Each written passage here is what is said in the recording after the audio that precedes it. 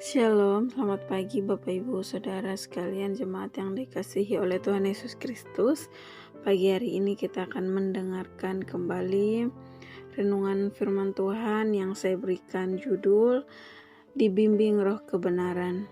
Ayatnya dapat kita temukan dalam Yohanes 16 ayatnya yang ke-13. Saya bacakan. Tetapi apabila Ia datang, yaitu Roh Kebenaran, Ia akan memimpin kamu ke dalam seluruh kebenaran, sebab Ia tidak akan berkata-kata dari dirinya sendiri, tetapi segala sesuatu yang didengarnya, itulah yang akan dikatakannya, dan Ia akan memberitakan kepadamu hal-hal yang akan datang. Nah, pengalaman rohani seseorang percaya dengan Tuhan bisa berbeda-beda dan bermacam-macam. Pengalaman itu misalnya berkaitan dengan jawaban-jawaban doa. Nah, ada orang-orang yang berdoa, doanya segera langsung dijawab. Sementara yang lain menunggu sangat lama. Lalu ada juga orang-orang percaya yang mengalami kesusahan atau tantangan yang sulit lebih daripada yang lain. Lalu kemudian ada orang-orang yang kelihatannya diberkati lebih dari yang lain. Nah, pertanyaannya, apa yang menyebabkan hal itu? Apakah ketentuan Tuhan atau karena pilihan-pilihan orang itu sendiri? Tentunya kita tahu bahwa Tuhanlah yang berdaulat dan kita perlu bersandar kepada Roh Kudus yang akan memimpin orang percaya atau gerejanya dalam semua aspek kehidupan. Yang pertama yang dapat kita pelajari dari Roh Kebenaran yaitu Roh Kudus tidak berkata-kata dari dirinya sendiri. Yesus mengajar murid-murid dan ini menjadi suatu pola hidup yang luar biasa, yaitu bahwa perkataan-perkataan Yesus berasal dari Bapa. Yaitu di dalam Yohanes 12 ayatnya yang ke-49 berbunyi demikian, sebab aku berkata-kata bukan dari diriku sendiri, tetapi Bapa yang mengutus aku. Dialah yang memerintahkan aku untuk mengatakan apa yang harus aku katakan dan aku sampaikan. Ini adalah hal yang luar biasa, artinya ketika mengambil rupa sebagai manusia, Yesus mengosongkan dirinya dari kehendak sendiri dan menerima kehendak Bapa untuk mewujudkan di atas muka bumi ini.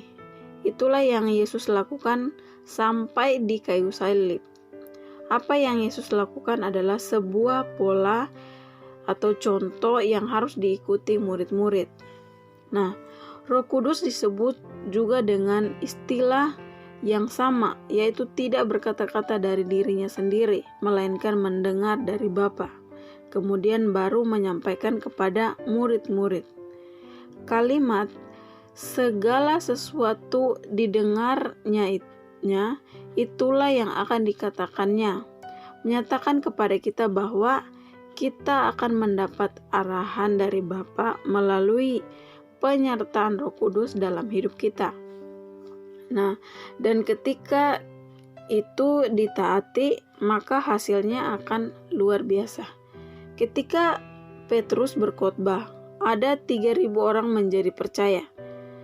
Di sini masalahnya bukan pada kepandaian khotbah Petrus, namun kata-kata itu berasal dari Roh Kudus yang membuat orang menjadi bertobat.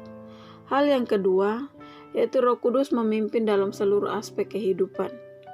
Ada beragam pilihan dalam perjalanan hidup setiap orang. Beberapa orang memilih apa yang benar dan sebagian orang memilih yang keliru. Nah, tentunya ada akibat-akibat yang timbul dari pilihan yang benar atau keliru. Mengambil pilihan yang keliru pada hal-hal kecil efeknya tidak terlalu parah. Tapi ada orang yang keliru pada hal-hal yang besar dan sebagai akibatnya akan memengaruhi kehidupan orang tersebut.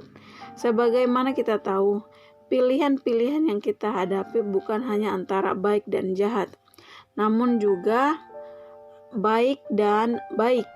yaitu sebagai orang percaya bagaimana kita membuat pilihan-pilihan yang benar dalam hidup, bagaimana kita memilih yang tepat jika pilihannya antara baik dan baik.